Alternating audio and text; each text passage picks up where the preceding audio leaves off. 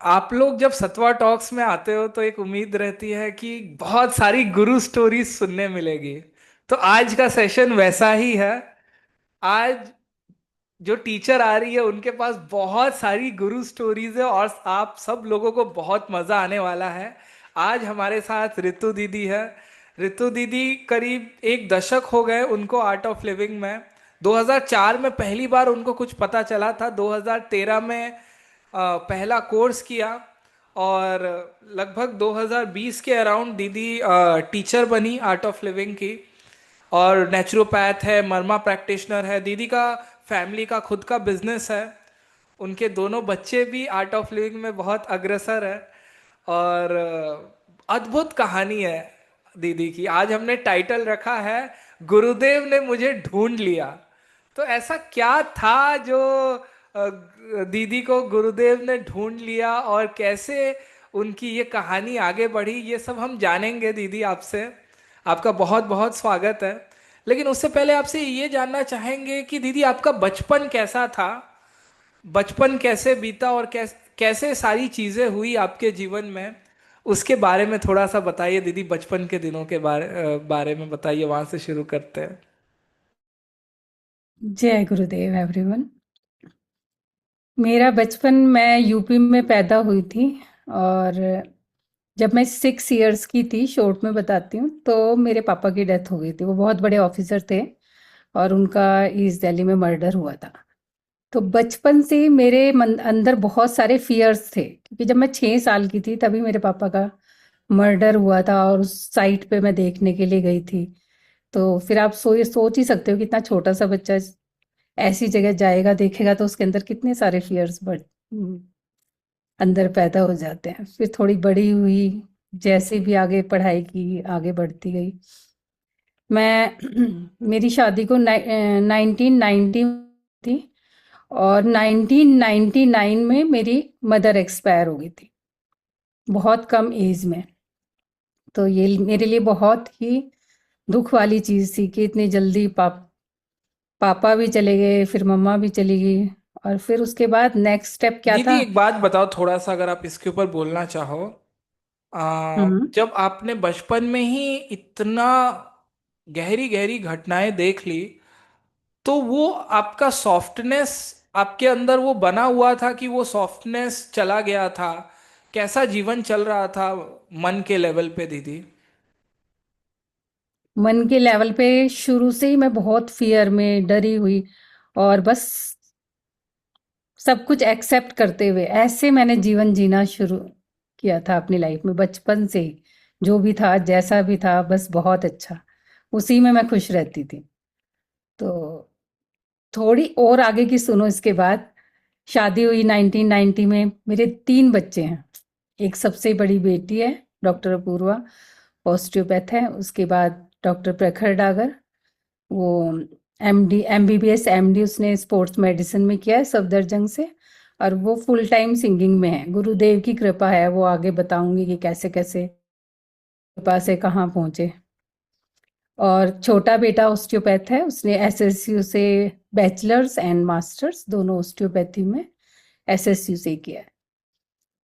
तो इसके बाद धीरे धीरे 1990 के बाद 99 में मेरी जो सबसे छोटी सिस्टर थी, उसका जन्म हुआ था 1973 में, यानी कि अराउंड मुझसे 8 इयर्स छोटी थी। उसको ब्रेन ट्यूमर हुआ और वो भी चली गई इस दुनिया से। उसका वर्ल्ड क्लास ट्रीटमेंट हमने हर जगह कराया, सब कुछ, सब कोशिश की कि उसको ठीक रखे। छोटे छोटे उसके बच्चे थे। एक बेटी थी, 9th क्लास में पढ़ती थी, और बेटा 11th क्लास में पढ़ता था। तो उसकी डेथ के बाद तो मैं बिल्कुल हिल गई। मुझे लगा, अरे लाइफ है क्या, सब बेकार, किस लिए जीना। और कुछ भी अच्छा नहीं लगता था। ये मेरी लाइफ का इतना बुरा टाइम था कि वहाँ दुनिया की सब चीजें, सब अच्छा लगना बंद हो गया था एकदम। इतना एंजाइटी रहती थी, स्ट्रेस रहता था और टेंशन रहता था। तो ये बात है 2013 की, सितंबर में उसकी डेथ हुई लास्ट। उन्हीं दिनों में मैं आर्ट ऑफ लिविंग से पहली बार जुड़ी और मुझे पता लगा कि क्या है आर्ट ऑफ लिविंग। उससे पहले क्या था, सिर्फ मैं टीवी में देखती थी। जब मेरा सबसे छोटा बेटा 2004 में 4 साल का था, तो उन सबको स्कूल भेज के मैं आती थी और रोज टीवी में लगाती थी। मुझे सारे स्पिरिचुअल नॉलेज, स्पिरिचुअल जितने भी गुरुज थे मुझे बहुत अच्छे लगते थे।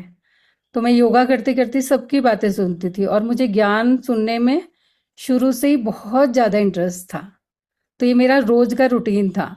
जितने भी सुधांशु जी महाराज, गुरुदेव और आनंदमयी माँ, कई सारे लोग थे, सबको मैं देखती थी। और एक मैंने डायरी बनाई हुई थी और सबकी नॉलेज जो भी मुझे अच्छी लगती थी मैं सब कुछ उस डायरी में लिखती रहती थी।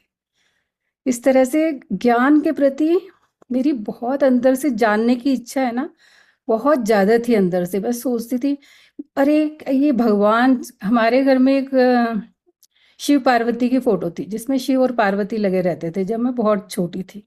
तो मैं सोचती थी, भगवान ये तो नहीं हो सकते, एक मूर्त में क्या भगवान है। ये मुझे पता लगना चाहिए कि भगवान होते क्या है। ये हमेशा मेरे अंदर से इच्छा जागती थी कि मैं भगवान क्या है मैं जानूं। मैं हमेशा इसी के बारे में सोचती रहती थी। एक बार ऐसा हुआ था, बहुत पुरानी स्टोरी है, जब मेरी शादी हुई हुई थी, छोटा सा था मेरा बड़े वाला बेटा, मैं वैष्णो देवी भी गई थी। तो वहां जाके इतनी भीड़ लगी हुई थी लोगों की, सब लाइनों में घंटों घंटों तक खड़े थे। तो मैं सीढ़ियों से नीचे उतर रही थी और नीचे उतरते उतरते क्या हुआ, मैंने बोला अपने हस्बैंड को, अरे भगवान कुछ होते भी हैं क्या, माता सच में कोई होती है क्या, अगर कुछ होती है तो मुझे पता तो लगना चाहिए ना वो भगवान होते हैं। तो ऐसे मेरी शुरू से बड़ी इच्छा थी। तो नीचे होत आते आते आते उतरते उतरते जब हम ऊपर माता वैष्णो देवी से उतरते हैं, उतरते उतरते क्या हुआ, मैंने एक बहुत ही ऐसी चीज एक्सपीरियंस की कि वो मैं बता ही नहीं सकती। आते आते आते मेरे हस्बैंड को पता नहीं क्या हो गया, वो सब कुछ भूल गए और वहां पे ऐसे घूमने लगे जैसे उन्हें कुछ पता ही नहीं कहाँ जाना है, क्या करना है, क्या नहीं करना। और फिर जाके एक पार्क था और पार्क में ऐसे लेट गए पूरा हाथ फैला के। और मैं कहने लगी, क्या हुआ आपको, क्या हुआ, ऐसे उनको पकड़ रही, आसपास के लोग थे उनको हेल्प के लिए बुला रही कि कोई आए हेल्प करे, हेल्प करे। तो कोई नहीं आया। तो उस अब मैं अपने बड़े वाले बेटे को गोद में उठा के, बैग लेके और हस्बैंड को उठा के कैसे कैसे एक मंदिर में गई और वहां जाके वो एकदम माता की मूर्ति के सामने ऐसे लेट गए पीछे। फिर मेरे को पंडित जी ने बोला, आपने कुछ गलत ऐसा तो नहीं बोल दिया, अगर कुछ ऐसा बोल दिया तो आप माता से माफी मांग लो। तो फिर मैंने कहा, हाँ मेरे को ध्यान आया, मैंने तो उतरते उतरते ऐसे बोला था, सीढ़ियाँ उतरते उतरते, अगर ऐसी कोई शक्ति है तो मुझे पता लगना चाहिए। तो फिर मैंने प्रसाद बोला और बहुत देर तक, 2-3 घंटे तक वो वहाँ पड़े रहे बिल्कुल बेहोश। वो उठ के कहते, मुझे तो पता ही नहीं मुझे क्या हुआ था। फिर बाद में ठीक हुए 2-3 घंटे में और जिस बस से हम आए थे उस बस में वापस गए और घर वापस आए। तो वो दिन मेरी लाइफ में ऐसा था कि हाँ कुछ होता है, कोई शक्ति होती है। उस दिन मुझे ये पता लगा, वहां से मेरी स्पिरिचुअल जर्नी शुरू हुई थी। तब मेरा बेटा जो बड़े वाला है वो 4 या 5 साल का था, यानी कि 93 में उसका बर्थ हुआ था। 93 + 5, ये 98 की बात है। तो हम आ गए वहां से, मैंने जल्दी जल्दी माता की मूर्ति खरीदी और जितनी भी पूजा का सामान होता है वो सब कुछ स्टार्टिंग हुई। उससे पहले तो बस कर लिया जो थोड़ा बहुत, जोत बत्ती कभी जला दी तो जला दी, नहीं तो नहीं, ऐसे जीवन था। तो यहाँ से मेरी शुरू हुई थी। वहां फिर हम दोबारा आते हैं। तो जब मेरी सिस्टर की डेथ हुई उसके बाद बहुत ज़्यादा मैं स्ट्रेस टेंशन में रहती थी। मेरे बेटे ने उसी समय पे, वैसे तो मैं गुरुदेव को बताया कि शुरू से सुनती थी टीवी में गुरुदेव की बातें, गुरुदेव जो भी ज्ञान देते थे वो मुझे बहुत अच्छा लगता था। और सिर्फ सुनना ही नहीं, मैं उसको अपनी नॉलेज में भी उतारती थी। और बहुत सारे वहाँ लोग बैठे रहते थे ना जब गुरुदेव बोलते थे, तो मुझे इतना अच्छा लगता था कि अरे इनके चेहरे पे कितनी मुस्कुराहट है, कितने भाग्यशाली लोग हैं ये, इतनी सुंदर जगह जाके इतना ज्ञान सुन रहे हैं। तो मेरे अंदर से इतनी इच्छा जागती थी कि मैं भी यहाँ पहुंचूं, मैं भी इस जगह जाऊं और ये नॉलेज मैं भी वहां बैठ के गुरुदेव के साथ सुनूं। तो अभी मैं फील करती हूँ, जब जब आश्रम जाती हूँ, जब जब वीएम जाती हूँ और बैठती हूँ, तो इतना ग्रेटिट्यूड फील करता है। तो ये सब मैं सोचती थी बहुत पहले, जब तक कि ना मैंने कोर्स किया था, सिर्फ मैं गुरुदेव को सुनती थी टीवी पे। तो उन्हीं दिनों की बात है 2004 से करते करते करते 2013 आ गया जब मेरी सिस्टर की डेथ हुई। तब मेरा बेटा एमबीबीएस कर रहा था सफदरजंग कॉलेज से, प्रखर, डॉक्टर प्रखर डागर। तो उसके कॉलेज में आर्ट ऑफ लिविंग वाले आए, निर्मल मटेलिया मटेला जी, पूनम जी, ये सारे आए और कोर्स के लिए बोला। तो उसने मुझे ऐसे ऐसे बताया कि मम्मी ऐसा कोई कोर्स होता है और हमारे उसमें कोई आर्ट ऑफ लिविंग वाले आए हैं। मैंने कहा आर्ट ऑफ लिविंग, गुरुदेव, अरे वो तो बहुत अच्छी अच्छी बातें बताते हैं, तुम्हें तो ये कोर्स जरूर करना चाहिए, मैंने उसको बोला।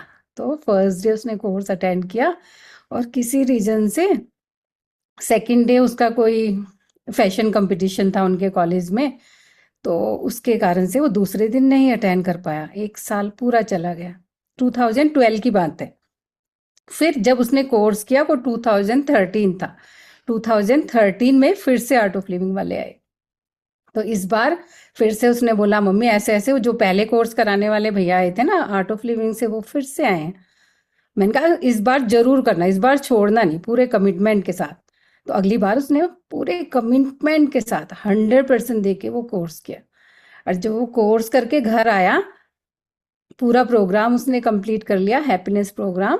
तो आके कहता है अरे मम्मी आपने तो बहुत ही अच्छा किया, मुझे उसके लिए भेजा, मजा आ गया उसमें। तो क्या सुदर्शन क्रिया, उसका जो एक्सपीरियंस हुआ था, मतलब वर्ड्स में वो बता ही नहीं सकता था, उसे बहुत अच्छा लगा। और उसके बाद उसने बहुत सारे अपने कॉलेज कॉलेज में कोर्स ऑर्गेनाइज किए, कई सालों तक सफदरजंग हॉस्पिटल में उसके बाद जब तक वो रहा वहाँ पे कोर्सेज होते रहे। उसके थोड़े ही दिन बाद जैसे उसने हैप्पीनेस प्रोग्राम किया था, ऐसे ही उसके जो टीचर थे निर्मल मटेला जी, उसने उन्होंने जल्दी से एडवांस कोर्स भी करा दिया। और एडवांस कोर्स कराने के जस्ट बाद गुरुदेव आए हुए थे ऋषिकेश में। तो फिर उसको लेके गए कि गुरुदेव आए हैं, चलो तुम्हें गुरुदेव से मिलाता हूँ। तो गुरु वहाँ गुरुदेव के पास गया मेरा बेटा अपने टीचर के साथ।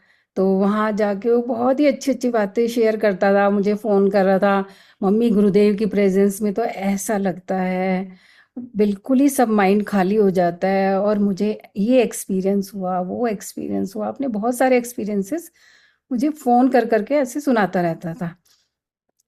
एक दिन की बात है जब मेरी सिस्टर की डेथ हुई थी, मैं उनके घर से वापस आ रही थी बच्चों को देख के। तो उस दिन हनुमान जयंती थी। ये मेरी फर्स्ट गुरु स्टोरी है कि कैसे मेरे गुरुदेव ने मुझे ढूंढ लिया।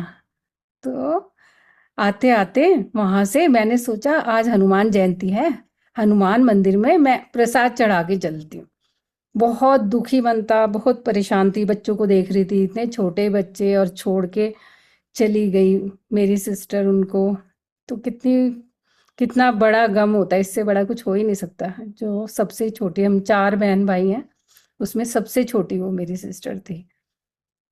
तो वहां से आते आते मैंने सोचा मंदिर में प्रसाद चढ़ा के चलती हूँ। जैसे प्रसाद चढ़ाने के लिए अंदर जा रही थी तो बेटे का फोन आ गया। फिर उसने अपनी सारी चीजें फिर से एक्सपीरियंस शेयर किया, मम्मा बहुत ही मजा आ रहा है यहाँ तो, ऐसे ऐसे पता नहीं मुझे क्या हो रहा। एक ऑटो वाले जा रहा था, उसके पैर में कुछ चोट लगी थी, गुरुदेव के साथ में था और मैंने उसका पैर को हाथ लगाया, हल्का सा ठीक किया तो उसका पैर भी ठीक हो गया। और गुरुदेव हैं, ऐसे ऐसे हम उनके पीछे भाग रहे हैं और बहुत मजा आ रहा है। जो भी अपनी मस्ती कर रहा था सब वो फोन पे बता रहा था। तो तभी मेरे अंदर से, जैसे कहते हैं ना, मेरे अंदर तो बहुत बड़ी चाह थी कि मेरे जीवन में सदगुरु आए, मुझे अच्छा रास्ता दिखाए। मैं सबको सुनती रहती थी लेकिन कोई मेरे अभी तक गुरु नहीं बने थे। तो मैंने कहा, मेरे अंदर से जैसे आवाज होती है ना, बहुत ज्यादा प्रेयर, जब हमें कुछ नहीं सूझता, वो वाली कंडीशन थी। तो मैंने उससे बोला, अच्छा प्रखर, अब तेरे को गुरुदेव मिलेंगे ना, तो गुरुदेव को बोलना कि गुरुदेव आपको मम्मी बहुत याद करती है। मैंने कहा अगर मैं खुद गुरुदेव के पास नहीं जा सकती तो मैं, मेरा बेटा वहां है, तो मुझे ऐसा लग रहा था कि मैं वहीं पहुंच गई। तो मैं इसलिए मेरा मैसेज मैं दे रही हूँ तो पहुंच जाएगा, ये गुरुदेव को बोल देगा, मैंने ये सोच के और गुरुदेव को बोल दिया, ये मैसेज दिया। अगले दिन मैं उसी दिन घर आ गई, रात को सोई, बहुत ज्यादा स्ट्रेस में रहती थी उन दिनों। तो मैं रात को ओम नमः शिवाय करते करते सो गई। मॉर्निंग में 4 बजे क्या हुआ, एकदम मैं गहरी नींद में सो रही थी, सोते सोते ही ये मैंने खुद का ऐसा एक्सपीरियंस है कि मैं इसको वर्ड्स में तो शायद बता ही नहीं सकती, लेकिन अनुभूति हुई मुझे और एक्सपीरियंस हुआ। तो मैं चाहती हूँ कि ज़्यादा से ज़्यादा लोग जान सके कि गुरुदेव क्या है। तो क्या हुआ कि 4 बजे एकदम जो हमारा जिस रूम में मैं सो रही थी, उस रूम के डोर से कुछ एकदम जैसे कि कोई वाइब्रेशन होती है वाइट कलर की, वो ऐसे अंदर आई, इलेक्ट्रिसिटी जैसा कोई करंट ऐसे आया। और जिस बेड पे मैं लेटी हुई थी, वहां पूरी बॉडी में मेरी एकदम बहुत स्ट्रोंग वाइब्रेशन हो। और उसके बाद गुरुदेव मुझे अपने यहाँ आज्ञा चक्र में गुरुदेव ने मुझे दर्शन दिए, और मैं तो पूरा खड़ी हो गई। अरे ये क्या हुआ, ऐसा तो मैंने कभी लाइफ में ऐसा एक्सपीरियंस नहीं किया कि पूरी बॉडी में वाइब्रेशन हो जाए। और फिर आज्ञा चक्र में यहाँ गुरुदेव ने दर्शन दिए, गुरु तत्व ने। उस दिन मुझे लगता है, जो मुझे अंदर से फील होता है, कि गुरु तत्व उस दिन मेरे अंदर एंटर हो गया, गुरुदेव ने मुझे अपना बना लिया। और अगले दिन मैं उठी सुबह मॉर्निंग में। उसके बाद ये नहीं कि कोई सपना था या मेरे को कोई ऐसे ही सपने में चल रहा था, नहीं, जब ये सब कुछ हो गया, मैं उसी समय मेरी नींद भी खुल गई। नींद खुल के मैं वॉशरूम गई और बहुत देर तक सोचती रही कि ये हुआ क्या, मुझे नींद ही नहीं आई दोबारा से। तो अगले दिन मैं मॉर्निंग में उठी, मैंने सोचा शायद मैंने अपने बेटे को मैसेज दिया था कि गुरुदेव को बोलना कि गुरुदेव मम्मी बहुत याद करती है, तो शायद उसने गुरुदेव को बोल दिया होगा, इसीलिए गुरुदेव ने ये मुझे दर्शन दे दिए। मैंने तो ये सोचा। फिर मैंने अगले दिन उससे फोन किया कि प्रखर, तुमने गुरुदेव को बोला क्या कि मम्मी आपको बहुत याद करती है? तो वो बोला, नहीं मम्मी, जब आपसे बात हुई थी ना शाम को, उसके बाद तो मुझे गुरुदेव अभी तक मिले भी नहीं। मैंने कहा मिले भी नहीं, ऐसा कैसे हो सकता है?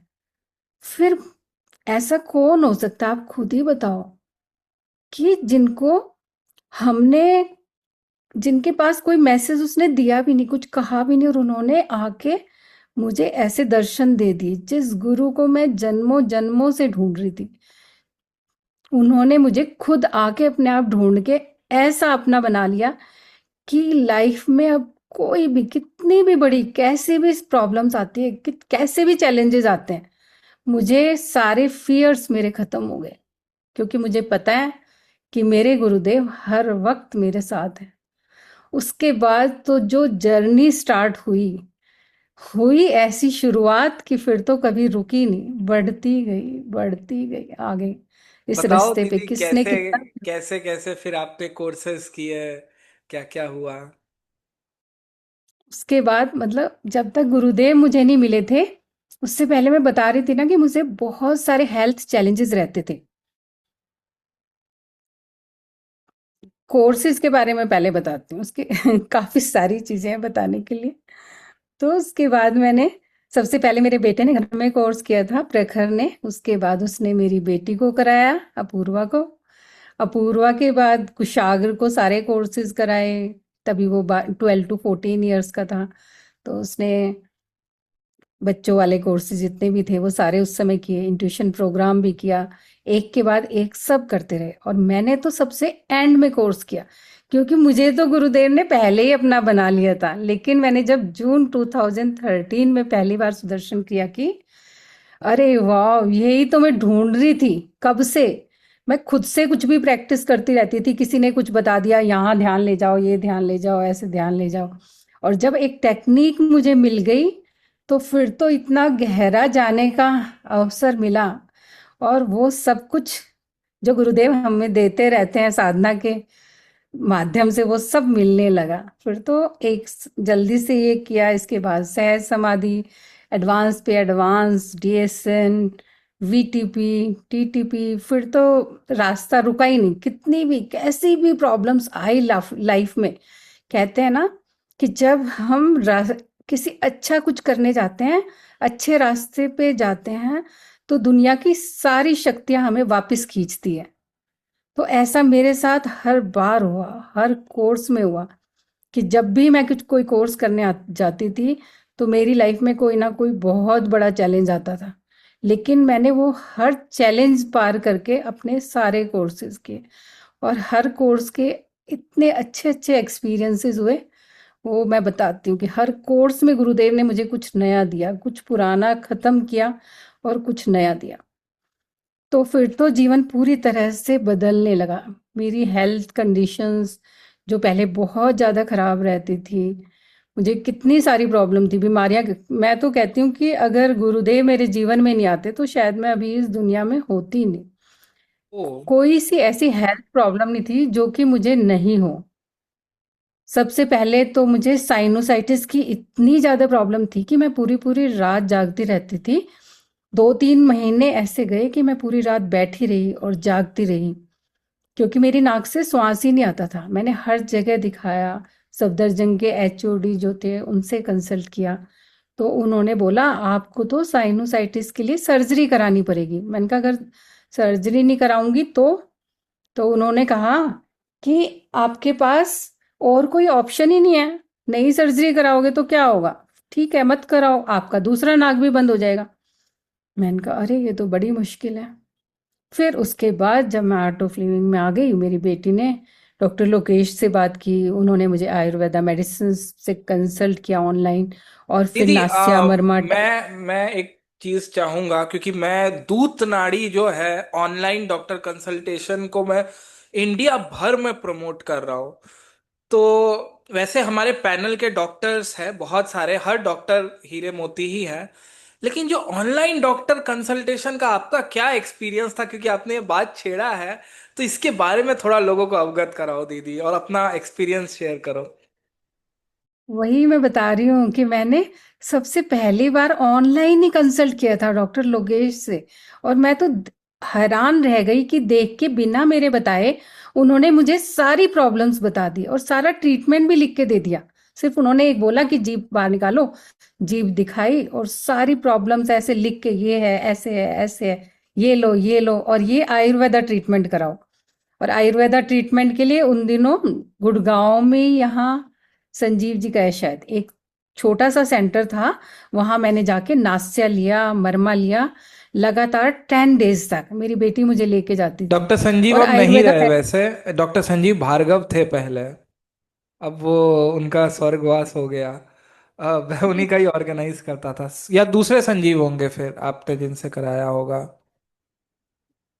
के यहाँ दूसरे डॉक्टर्स बैठते थे, डॉक्टर को मैंने नहीं दिखाया था वहां से, सिर्फ मैंने आयुर्वेदा ट्रीटमेंट लिया था, वो उनका सेंटर था जिनका मैं। गुड़गांव में था क्या दीदी? गुड़गांव में, डीएलएफ में। हाँ, गुड़गांव ये नाम डीएलएफ दिमाग में।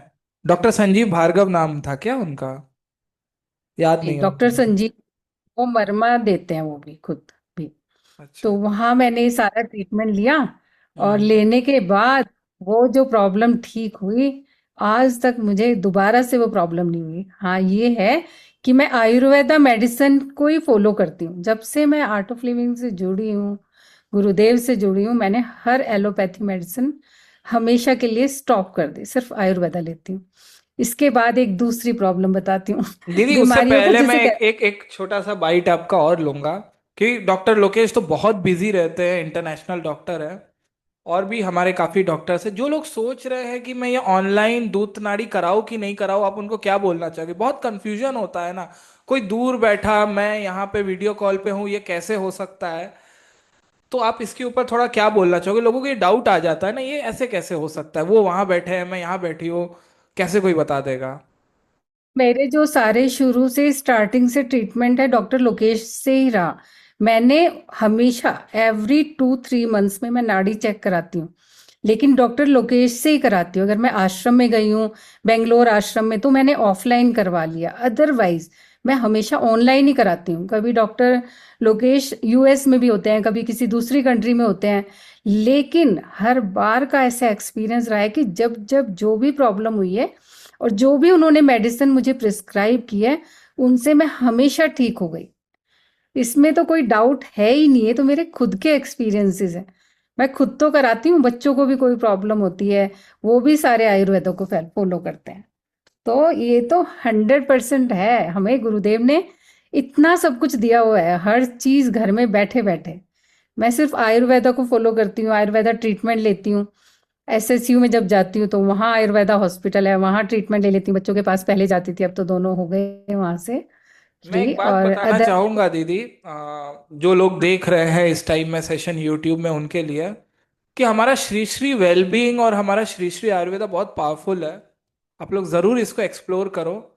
और दूसरा एक प्रोग्राम है जो कि हम ऑर्गेनाइज कर रहे हैं, श्री श्री वेलबींग के अंडर आता है दिनचर्या। अगर आप चाहते हो कि आपके दिनचर्या में ही छोटे छोटे चेंजेस करके आप स्वस्थ हो जाओ, तो ये कोर्स है 8 तारीख को और 9 तारीख को हो रहा है, फेब्रवरी मंथ में। उसका मैं लिंक में डिस्क्रिप्शन डाल दूंगा। 2 घंटा संडे, 2 घंटा मंडे। संडे को दोपहर 4 से 6, मंडे को 6:30 से 8:30। तो जो लोग भी रजिस्टर करना चाहते हैं जरूर कीजिएगा। दिनचर्या क्या होनी चाहिए आयुर्वेदा के हिसाब से, जिससे आप अपने आप को और स्वस्थ कर लो, उसके ऊपर ये प्रोग्राम है। तो जरूर कीजिएगा। यस दीदी, अपनी स्टोरी कंटिन्यू कीजिए प्लीज।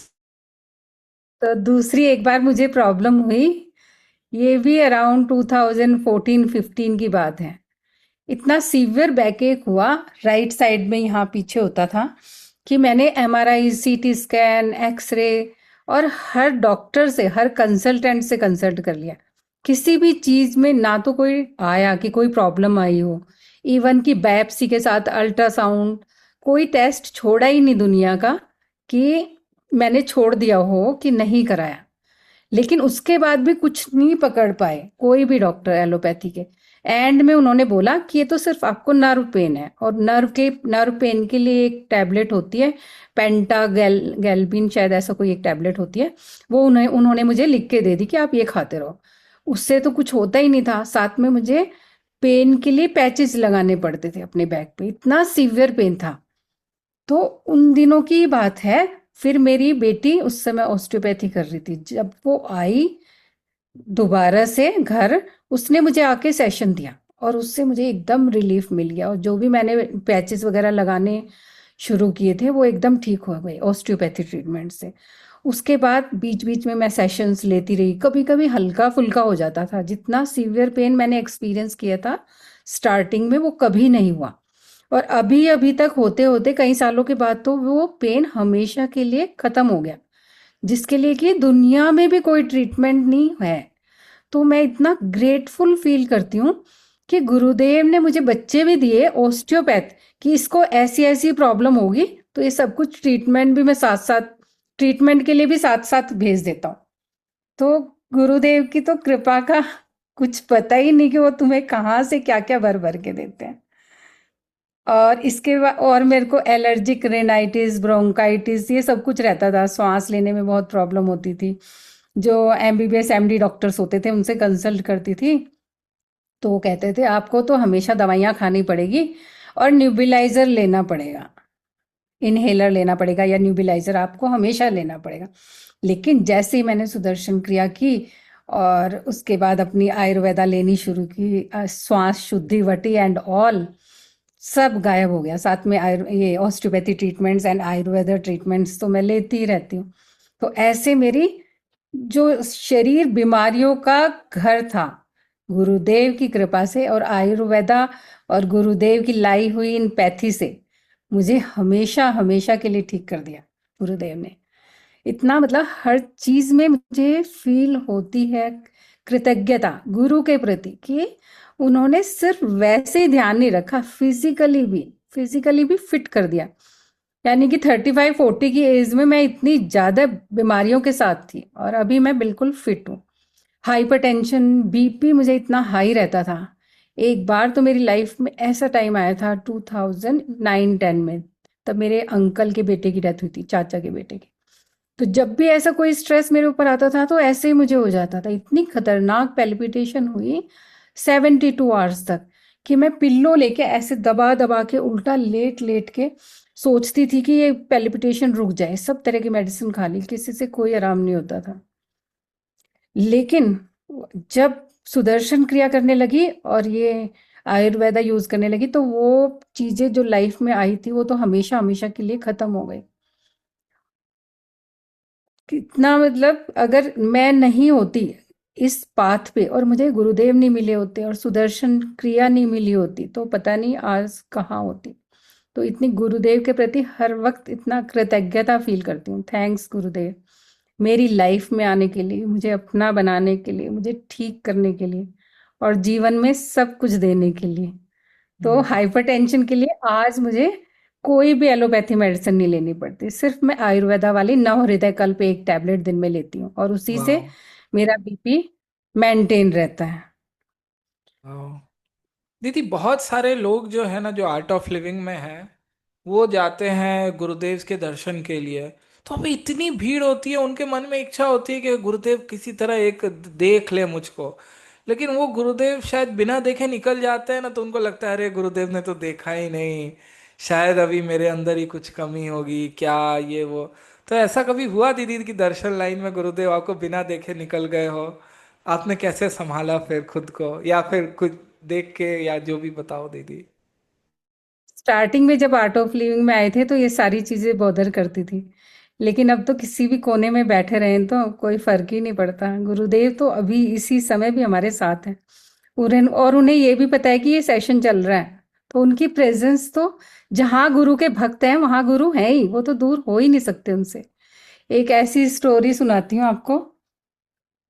ये काफी पहले की बात है, 2015-16 की बात है। एक बार गुरुदेव दिल्ली में आए हुए थे। तो पहले दिन गुरुदेव से मिलने गए, मैं, मेरा बेटा बेटी, हम सब गए थे शाम के समय मिलने के लिए। गुरुदेव किसी घर में रुके हुए थे। हम लोगों ने वहां 2-3 घंटे गुरुदेव की वेट की और गुरुदेव बाहर नहीं आए। तो उस दिन बड़ा दुख हुआ, अरे इतनी घर से मिलने के लिए आए टाइम निकाल के और गुरुदेव के दर्शन भी नहीं हुए।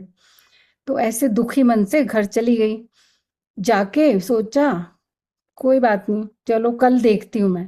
तो सुबह मॉर्निंग में मेरा बेटा फिर हॉस्पिटल आ रहा था सफदरजंग। तो आते आते मैंने उसे कहा, मैंने कहा मैं कल तेरे साथ चलूंगी दोबारा से गुरुदेव मिलने के लिए। अगले दिन मॉर्निंग में क्या हुआ, जैसे ही मैं उठी तो अंदर से मेरे मन में आया और मैंने गुरुदेव से उठते ही प्रेयर की, क्योंकि पहले दिन का वो दुख था ना कि गुरुदेव से नहीं मिली, दर्शन 4-5 घंटे भी वेस्ट किए और गुरुदेव के दर्शन नहीं हुए। तो उठते ही मैंने गुरुदेव से प्रेयर की, गुरुदेव आज मंडे है और मैं गुरुदेव आपसे मिलने आ रही हूँ और मुझे आज आपसे मिलना है और साथ में आपके साथ रुद्र पूजा भी करनी है। पता नहीं कैसे बोल दिया, मुझे नहीं पता कैसे बोला था, ऐसी मन में इच्छा आई और बोल दिया। फिर मैं अपने बेटे को साथ में लेके गई गुरुदेव से मिलने के लिए। मॉर्निंग का ही टाइम था, 8:30-9 बजे थे। कॉलेज जाते जाते रास्ते में होके जाना था उसको। तो मैं तो गेट के बाहर चली गई जहाँ गुरुदेव जिस घर में रुके हुए थे, और बेटा गाड़ी में बैठा हुआ था। मैं वहां अकेली गेट पे खड़ी हुई थी, एक लड़की और वहां खड़ी हुई थी गेट पे। ज्यादा लोग नहीं थे, मॉर्निंग का टाइम था ना, अर्ली मॉर्निंग में ज्यादा लोग नहीं आते।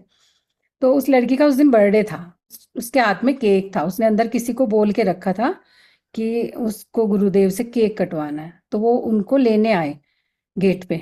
तो उसने जाते जाते बोला, और कोई नहीं था वहां, कि आंटी को भी बुला लो ना, आंटी को भी ले आओ अंदर। थोड़ी देर में वो लड़का आया और बोला आपको अंदर बुला रहे हैं। तो मैं तो तब तक कोई टीचर भी नहीं बनी थी, कुछ भी नहीं, या मेरे को कोई जानता था वहाँ, ऐसा कुछ नहीं था। तो मैं अंदर चली गई जिस घर में जहाँ गुरुदेव रुके हुए थे। इस रूम में गुरुदेव थे और इस रूम में हम लोग बैठे हुए थे। मैं थी वहाँ, एक कोई और लड़का था और मैं थी। तो थोड़ी देर में, कुछ देर हम बैठे रहे उस रूम में। कोई आया बुलाने के लिए और बोला आ जाओ आपको बुलाया है। तो वो लेके गए अंदर। जब दूसरे रूम में जाके देखा तो दूसरे रूम में गुरुदेव अपने बेड पे बैठे हुए थे और 3-4 लोग थे उस रूम में, और गुरुदेव के फोन में रुद्र पूजा लगी हुई थी। मैं तो देख के आश्चर्य में रह गई, अरे ये कैसे हो सकता है। मैंने तो ऐसे ही बोल दिया था कि गुरुदेव आज मंडे है, मुझे आपके साथ रुद्र पूजा करनी है, और गुरुदेव अपने फोन में रुद्र पूजा लगा के बैठे हुए थे। मैं बैठ गई आंखें बंद करके और मेरे आंखों से ऐसे आंसू झरने लगे कि ये तो क्या मैंने छोटा सा मांगा था और गुरुदेव ने कैसे पूरा कर दिया। और जब मैंने ऐसे थोड़ी सी बीच में आंखें खोली तो देखा गुरुदेव मेरी साइड देख रहे थे और उन्होंने ऐसे किया हाथ लगा के और ऐसे मुस्कुराए कि तुम तो मेरे हृदय में हो। बस जी, फिर क्या चाहिए, जब हम गुरुदेव के हृदय में ही है तो फिर क्यों हम ढूंढ परेशान होते रहते हैं कि गुरुदेव के पास जाना है, वहीं जाना है, दर्शन करनी है। गुरुदेव का काम करते रहें, सेवा करते रहें, तो सेवा में और हर वक्त साधना में तो वो हमारे साथ ही है, हमारे हर वक्त हमारे साथ है।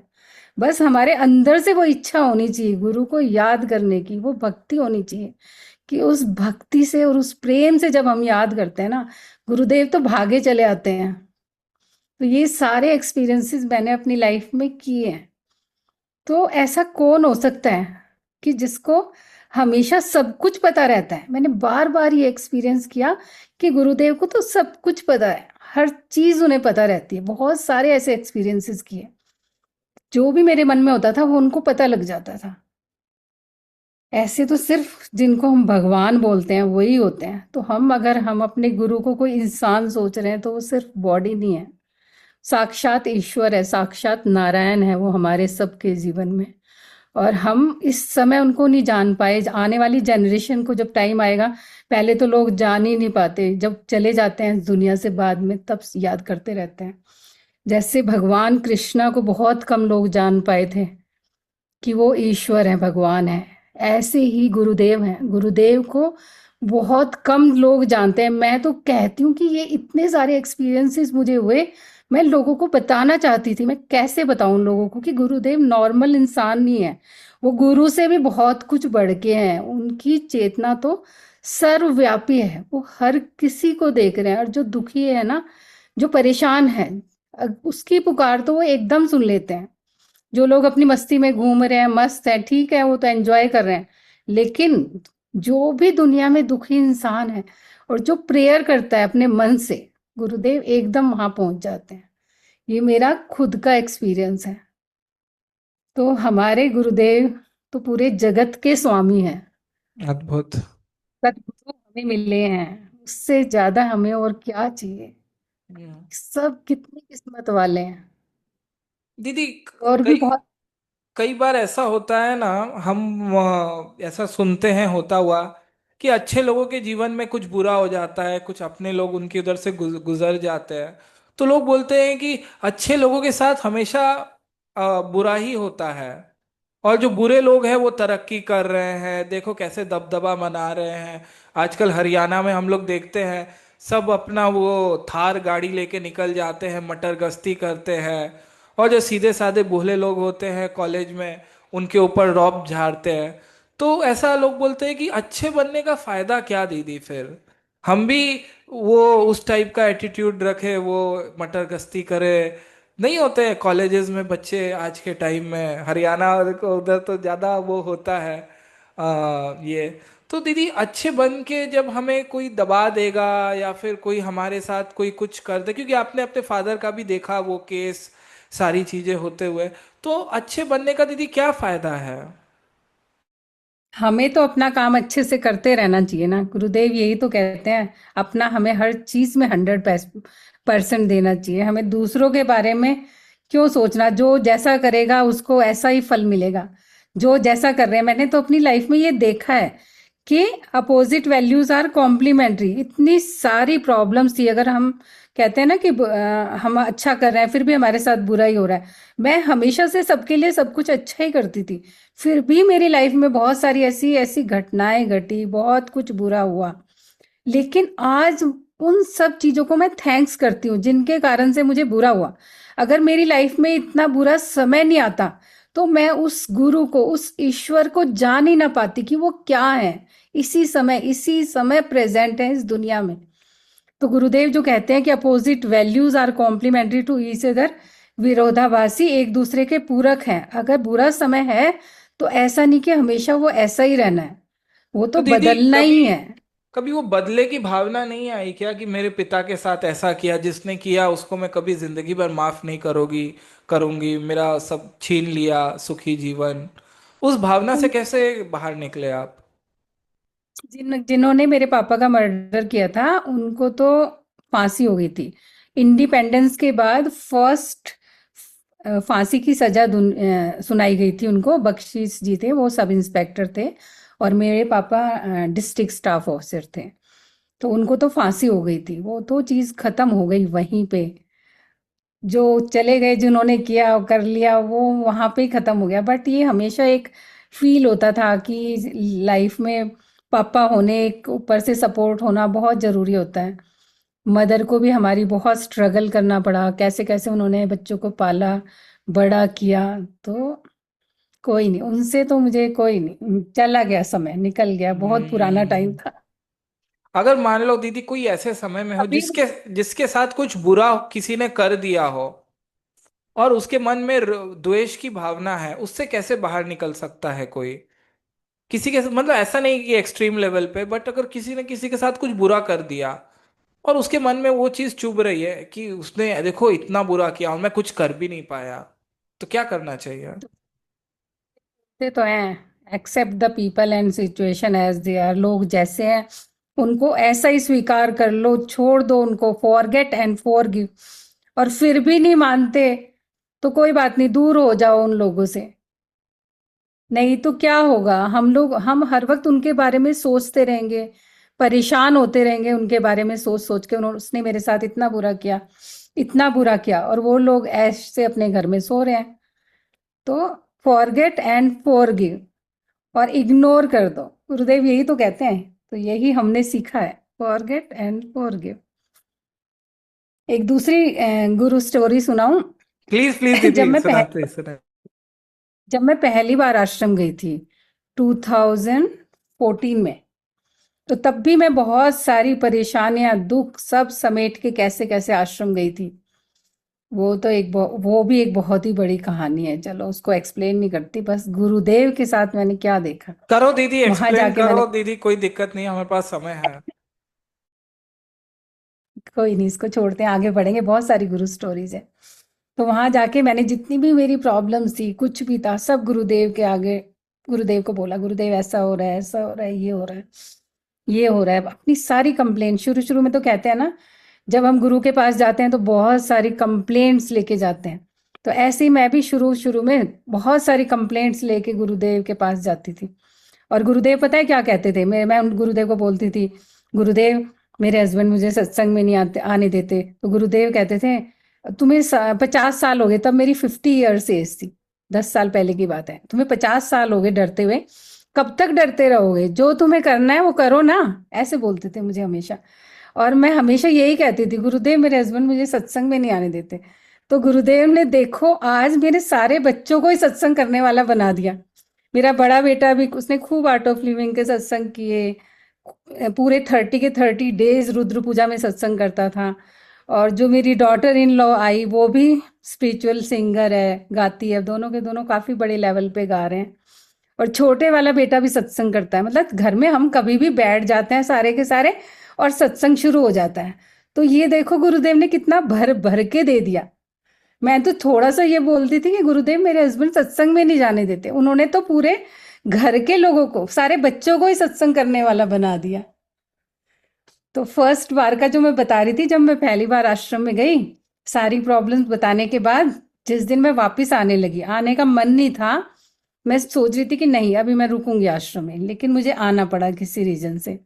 तो जाते जाते जहाँ पे अपना वीएम है, शाम का समय था, गुरु उसके सामने, वीएम के सामने से गाड़ी जा रही थी गुरुदेव की, अंधेरा था। तो जाते जाते मैंने गुरुदेव की, शुरू में तो हम पागल होते हैं ऐसे, गाड़ी रोकते रहते थे, गाड़ी रोकी और गुरुदेव को बोला, गुरुदेव कल मैं जा रही हूँ, ठीक है। तो गुरुदेव ऐसे देखा गुरुदेव ने, और गुरुदेव की आंखें इतनी बड़ी बड़ी, कमल नैनम, उस दिन गुरुदेव के मैंने वो दर्शन किए। मतलब मैं देख के आश्चर्य में रह गई, गुरुदेव की आंखें इतनी बड़ी बड़ी कैसे हो गई, इतने अंधेरे में इतनी बड़ी बड़ी आंखें चमक रही थी, वो मैं आज तक नहीं जान पाई। बस, लेकिन वो तो ईश्वर है, जाते जाते उन्होंने मुझे दिखा दिया कि तेरे साथ सीधे विष्णु भगवान है, नारायण है, फिर तू किस चीज से डरती है, प्रॉब्लम्स को छोड़, अपना लगी रहे अपने, जो तुझे सेवा साधना सत्संग का रास्ता मिला है। तो हर पल गुरुदेव ने ऐसे ऐसे एक्सपीरियंसेस दिखाए हैं। एक बार और क्या हुआ, अभी लॉकडाउन में मेरे पैर में फ्रैक्चर हो गया था, पटीला जॉइंट, नी जॉइंट में जो पटीला बोन होती है वहां का फ्रैक्चर हो गया था। तो फ्रैक्चर के बाद मैंने प्लास्टर वगैरह लगा, 6 वीक्स का पूरा रेस्ट टाइम था। रेस्ट के बाद जब पैर खुला प्लास्टर से, तो पैर बिल्कुल भी मुड़ नहीं पाता था, बिल्कुल सीधा रहता था, मोड़ना तो बहुत ही मुश्किल था। 3-4 महीने हो गए। फिर मैंने ओस्टियोपैथी ट्रीटमेंट ली, कुछ फिजियोथेरेपी ली, उसके बाद थोड़ा थोड़ा मुड़ने लग गया, ठीक हो गया, थोड़ा सा बेटर हो गया। फिर मैं उपनयन कोर्स करने गई, टीओके पीतमपुरा में हो रहा था, तब तक मैंने उपनयन कोर्स नहीं किया था, ये लॉकडाउन की बात है, आई थिंक 2021-22। उपनयन करने गई, तो उपनयन में जब इनिशिएशन होता है, मैं ऐसे सीधे पैर करके बैठी हुई थी, बिकॉज मेरे तो मैं क्रॉस लेग करके बैठ ही नहीं पाती थी सुखासन में। तो जो स्वामी जी थे इनिशिएशन कर रहे थे, उन्होंने बोला सुखासन में बैठो, सीधे पैर करके नहीं बैठना। तो मैंने कहा मेरे तो पैर में फ्रैक्चर हुआ था और मैं पैर मोड़ के ही नहीं बैठ पाती। ठीक है, हो गया इनिशिएशन। उसके बाद जब हम खाना खाने लगे, खाना खाने के बाद खाना नीचे बैठ के खा रहे थे, पत्तल में डाल के ऐसे खाने का अरेंजमेंट था। तो नीचे बैठ के मुझे नहीं पता कि मैं कैसे खाना खाने लगी, और मेरे पैर खुद से सुखासन में आ गए और मुझे पता भी नहीं लगा, बिना किसी अवेयरनेस के। और जब मैंने देखा अपने पैरों को, अरे मेरे पैर मुड़ कैसे गए दोनों के दोनों। तो मैं तो देख के आश्चर्य में रह गई, दोनों के दोनों मुड़ गए, और तब से मैं सुखासन में अच्छे से बैठ पाती हूँ। एक एक डेढ़ डेढ़ घंटा भी कोई प्रॉब्लम नहीं होती सुखासन में बैठने में। तो ये क्या है कि गुरुदेव हर जगह हर कोर्स में हमारे ऊपर इतनी सारी ब्लेसिंग्स डालते रहते हैं, हमेशा ब्लेसिंग्स देते रहते हैं हमें। जब मैंने डॉक्टर से वहां पूछा था, तो वो कहते हैं आपकी एज इतनी हो गई, अब इस एज में आप भूल जाओ कि आप कभी सुखासन में बैठोगे। मैंने कहा मैं तो योगा वगैरह इतना सब कुछ करती हूँ, और मैं हमेशा बिना सुखासन के कैसे रहूंगी, पद्म साधना करती हूँ वो भी नहीं कर पाऊंगी। तो कहते हैं आप भूल जाओ कि आप कभी सुखासन में बैठ पाओगे। तो देखो, गुरु कृपा से जो असंभव होता है वो भी संभव हो जाता है। मैंने तो अपनी लाइफ में यही देखा है कि जो भी असंभव था, मैं कभी सोच भी नहीं सकती थी, वो सब कुछ धीरे धीरे धीरे धीरे ऐसे संभव होता गया। और एक और बताती हूँ, मेरा बेटा जो प्रखर जो है सबसे बड़ा, प्रखर डागर, तो वो हमेशा गुरुदेव के पीछे घूमता रहता था जब वो अपने कॉलेज में था।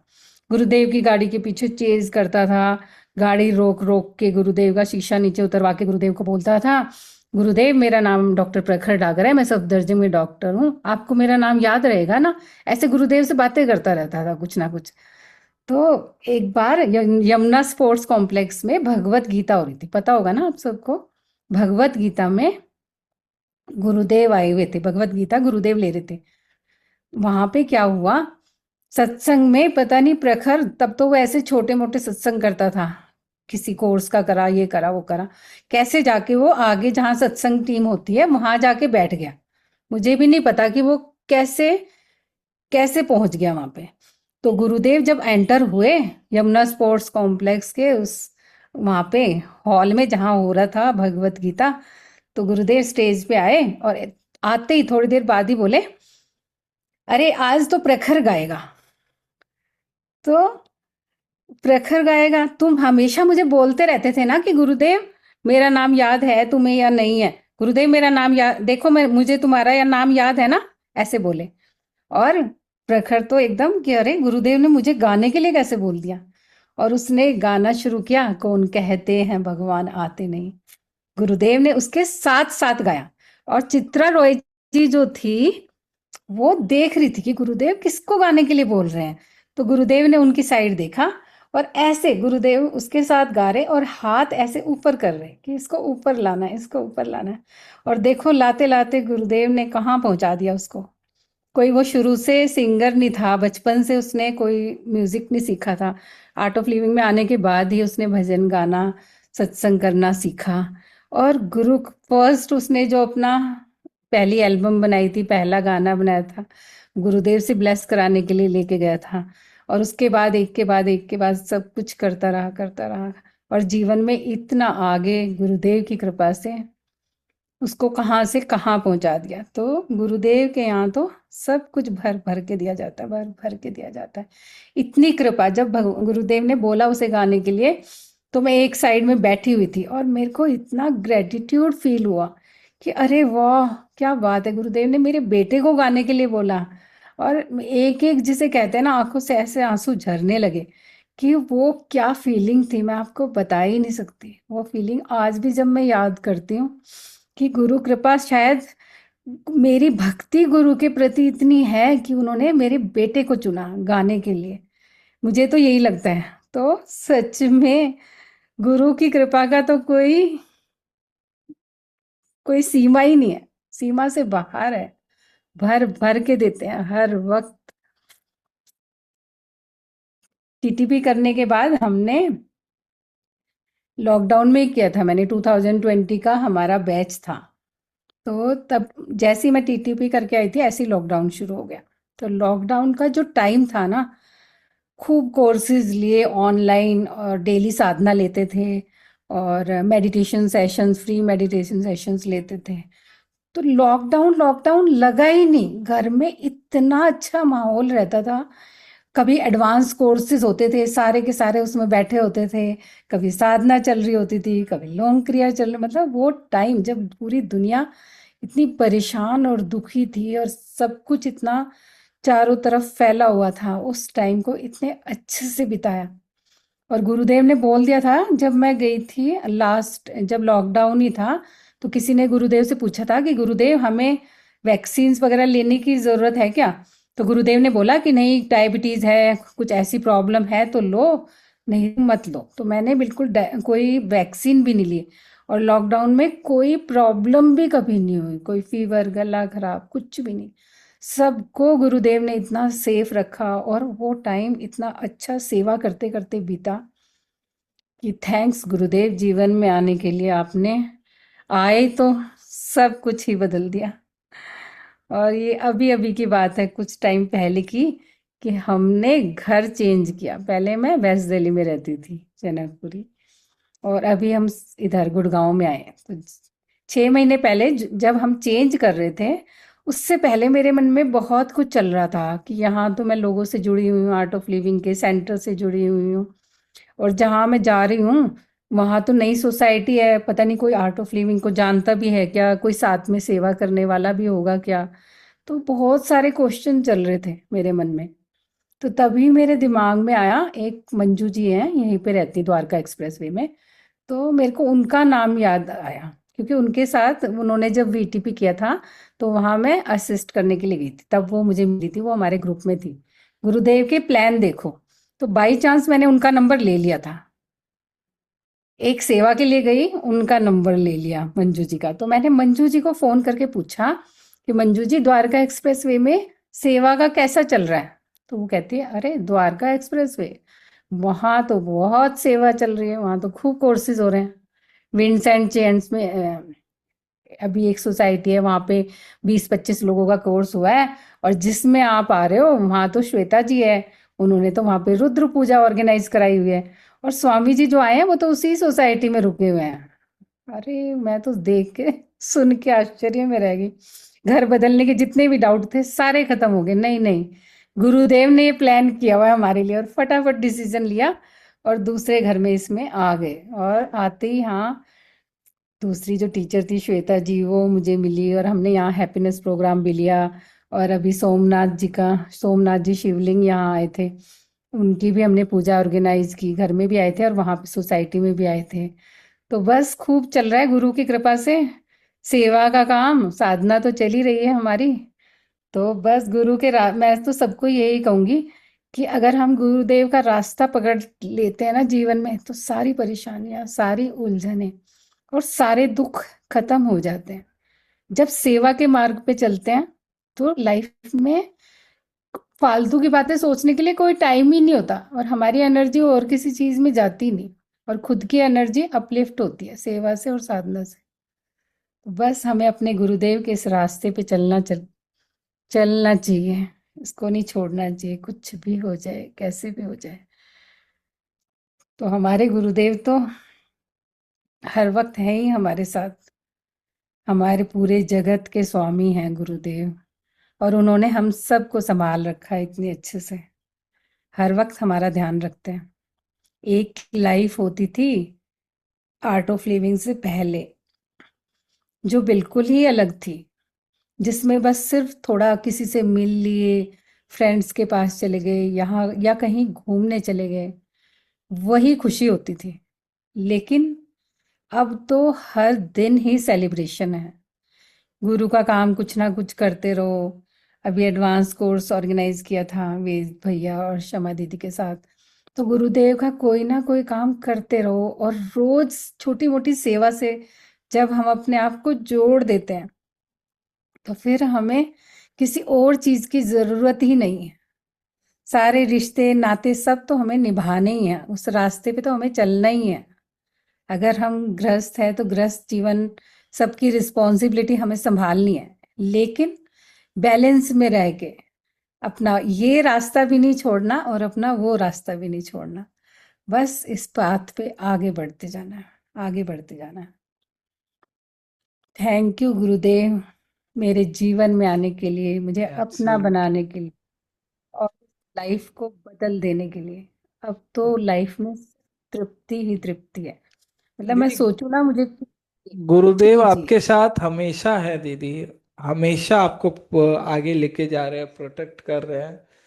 और एक बहुत एक चीज था, जैसे मैंने एक टीचर से पूछा था कि थैंक यू हम उन लोगों को बोलते हैं जो हमसे दूर है, लेकिन गुरुदेव आपकी इतने पास है दीदी, आपको हर क्षण वो फील होगा, और वो आपके अपने हैं दीदी। जब आप बुलाओगे गुरुदेव आपको कहीं ना कहीं से हिंट देके ऐसा कुछ करेंगे कि आपके साथ ही हर पल जीवन में रहेंगे।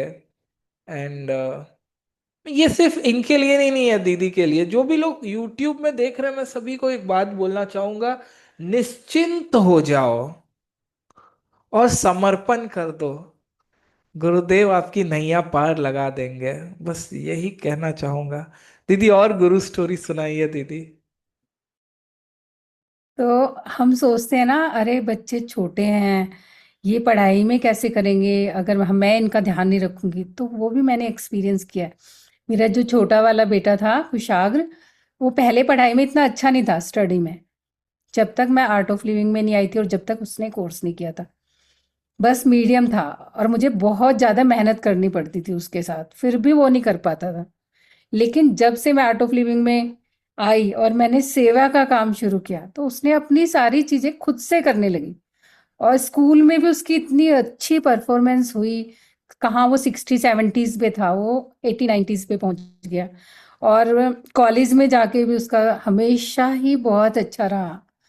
बच्चे भी बिल्कुल बदल जाते हैं अगर हम उन्हें साधना, सेवा और सत्संग के इस रास्ते पे लगाते हैं।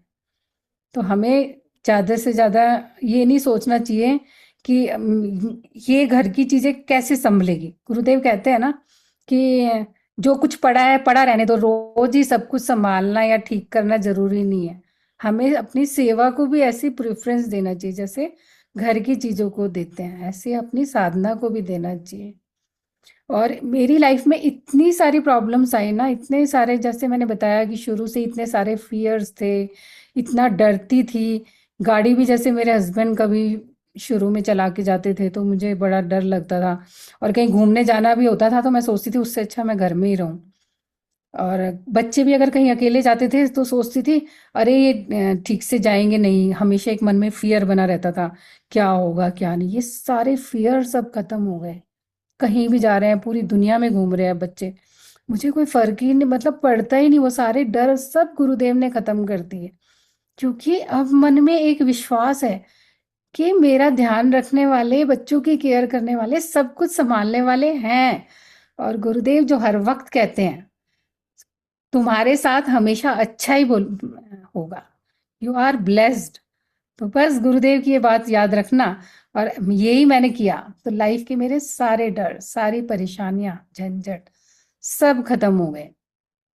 तो हम सबको इस रास्ते पे चलना ही है, आगे बढ़ना ही है, कुछ भी हो जाए इस अपने रास्ते को नहीं छोड़ना। एकदम सही बात बोले हो दीदी। बस इस पथ पे आगे बढ़ना है, चलना है, और एकदम इस रास्ते को नहीं छोड़ना। बहुत अच्छा लगा दीदी आपसे आज ये सेशन करके। कैसे ये समय बीतता है पता ही नहीं चलता है गुरुदेव को याद करते करते।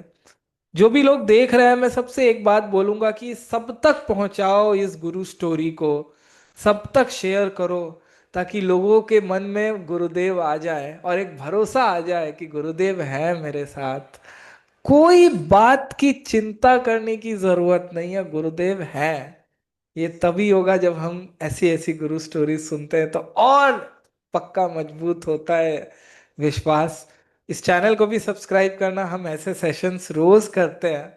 दीदी बहुत अच्छा लगा, और सही में आप का जीवन जिस तरीके से आपने जिया है और लोगों को इंस्पायर कर रहे हो दीदी, आप ऐसे ही आगे बढ़ते चलो।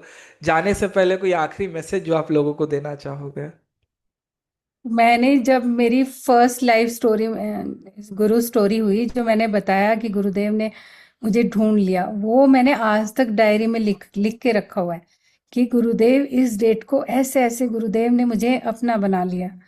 तो ऐसे ही मैं कह रही हूँ सबको कि गुरुदेव, बार बार ये बोलना चाहती हूँ। मैं सोचती थी कि ज़्यादा से, मैंने एक मिनाली जी कोई आश्रम में है, पहले भी उन्हें गुरु स्टोरी दी थी, वो कह रहे थे कोई बुक छपने वाली है, कुछ है, लेकिन उसका शायद अभी तक कुछ नहीं हुआ।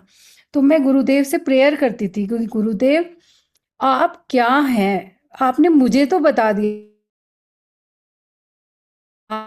आप तो पूरी, जिसे हम भगवान कहते हैं, वो भगवान तो मैंने कभी नहीं देखा, मैंने तो सिर्फ गुरुदेव को ही देखा है भगवान की तरह। मैं किसी मंदिर में जाती हूँ, शिवालय में जाती हूँ, तो शिव जी के रूप में भी गुरुदेव नजर आते हैं, और कृष्णा के रूप में भी नारायण गुरुदेव नजर आते हैं, और माता शेरावाली, हर जगह हर उसमें मुझे गुरुदेव ही दिखते हैं। तो मैं गुरुदेव को बोलती हूँ, गुरुदेव आपने जैसे मुझे अपना ये रूप दिखाया है, मैं कैसे किसी को वर्ड्स में डाल के इन चीज़ों को, क्योंकि तो मेरी खुद की एक्सपीरियंस है, मैं औरों को कैसे बता सकूं कि आप क्या हैं, कुछ तो इसके लिए करो।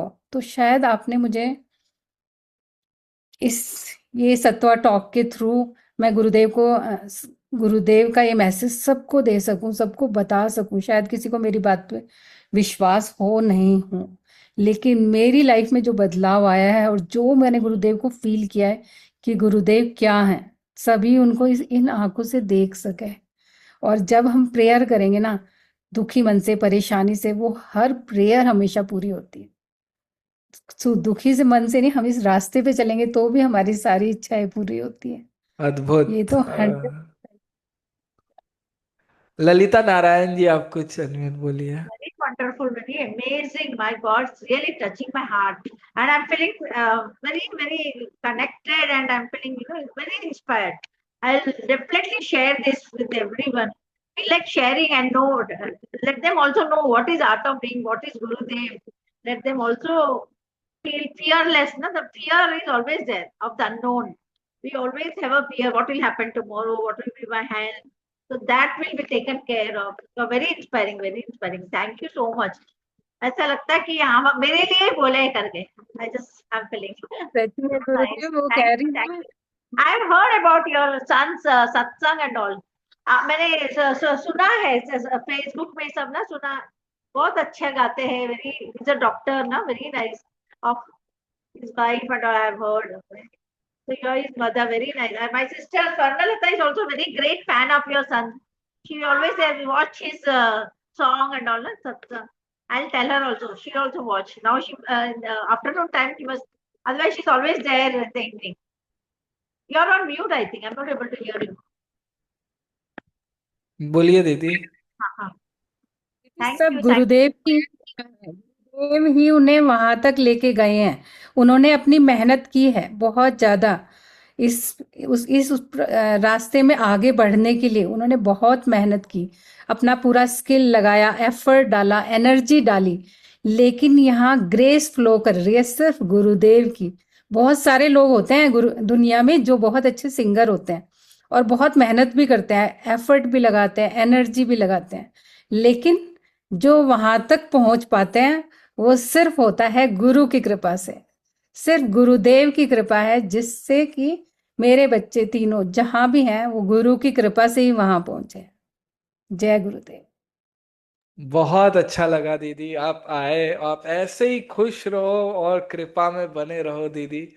थैंक यू सो मच दीदी, आने के लिए, इतना अच्छा सेशन देने के लिए। जय गुरुदेव। you, Abhishek, for जय that गुरु।